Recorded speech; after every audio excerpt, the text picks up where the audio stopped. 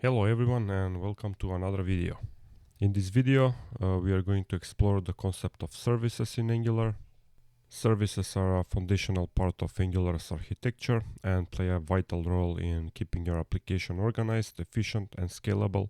So what exactly is a service? In Angular, a service is essentially a class that contains business logic and data, which can be shared across different parts of your application.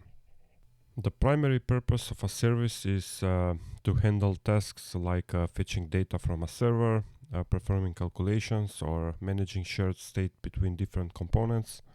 They help keep your code modular by separating business logic from the UI, making it reusable and easy to maintain. Think of services as a centralized place where your components can access the same data of logic.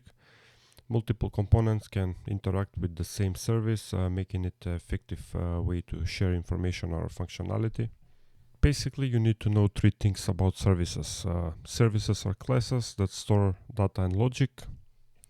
They are reusable across components. And they help keep your application organized.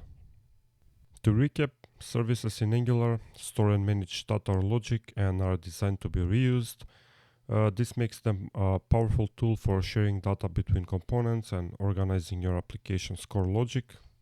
In the next lesson, we'll dive into how to create and inject a service into our task list application, where we'll see how services come to life in a real-world example.